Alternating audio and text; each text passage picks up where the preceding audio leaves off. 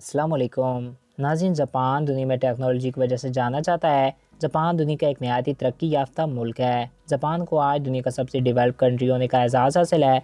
दूसरी जंग अजीम से पहले जापान दुनिया में अपनी एक अलग ही ताकत रखता था, मगर अमेरिका के हिरोशिमा और नागासाकी के हमलों के बाद जंग अजीम दोम ने जापान को हिला कर रख दिया। जापानीज़ लोग वक्त के बहुत ही पाबंद होते हैं और ये नहायती मेहनत करने वाले लोग होते हैं। ये 16 से 18 घंटे काम करके ही गुजार देते हैं। नाज़रीन, जापान का तालीमी निज़ाम दुनिया के बेहतरीन निज़ामों में शुमार किया जाता है, मगर जापान के स्कूल अपने कुछ अजीबोगरीब कानून की वजह से पूरी दुनिया में मशहूर रहते हैं।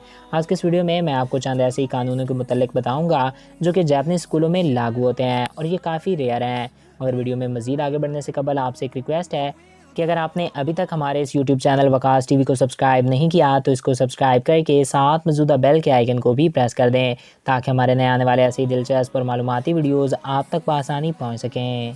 नाज़रीन, दुनिया के तमाम स्कूलों में टीचर बच्चों से काम लें या इनसे स्कूल की सफाई कराएं तो इस बात को एक बहुत बड़ा जुर्म तस्लीम किया जाता है, मगर जापान के स्कूलों में सफाई का अमला भी नहीं रखा जाता।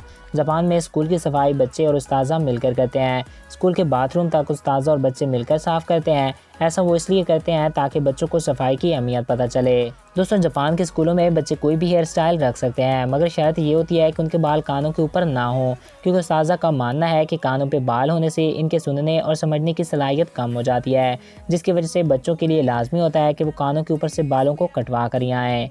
दोस्तों, दुनिया भर के स्कूलों में बच्चे घर से खाना लेकर जाते हैं, मगर जापान में इसको बिल्कुल ही उल्ट होता है। जापान के स्कूलों में किसी बच्चे को घर से खाना लाने की इजाज़त नहीं होती।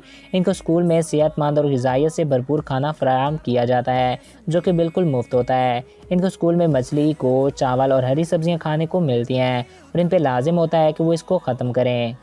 दोस्तों, दुनिया भर की कॉलेजेस और यूनिवर्सिटियों में लड़कियां और लड़के एक दूसरे की तरफ माइल होते हैं और दोस्ती करते हैं, मगर जापान में बच्चों पे कड़ी नज़र रखी जाती है और अगर कोई ऐसा वैसा केस सामने आए तो इनको सख्त से सख्त सज़ा दी जाती है और फिर इनको स्कूल से भी निकाल दिया जाता है, क्योंकि जापानीज़ उस्ताज़ा का मानना है कि अगर बच्चे ऐसे कामों में पढ़ेंगे तो इनका पढ़ाई से ध्यान कम हो जाएगा।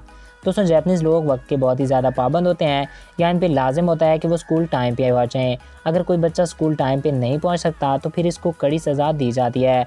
अगर कोई बच्चा एक साल में एक से ज़्यादा बार लेट हो तो इसको 7 दिन तक स्कूल की सफाई करना पड़ती है। तो दोस्तों, जापान के स्कूल अपने इन कानूनों की वजह से पूरी दुनिया में अपनी एक अलग पहचान रखते हैं। तो ये थे चंद ऐसे कवानीन जो कि जापानीज़ स्कूलों में लागू होते हैं, जो कि वाकई में काफ़ी रेयर हैं। तो दोस्तों, मैं उम्मीद करता हूँ आपको हमारा ये छोटा सा वीडियो अच्छा लगा होगा। अगर आपको हमारा ये वीडियो अच्छा लगा तो हमारे इस यूट्यूब चैनल को सब्सक्राइब कर दें और साथ मौजूदा बेल के आइकन को भी प्रेस कर दें, ताकि हमारे नए आने वाले ऐसे दिलचस्प और मालूमाती वीडियोज़ आप तक बआसानी पहुँच सकें। Thanks for watching. अल्लाह हाफिज़।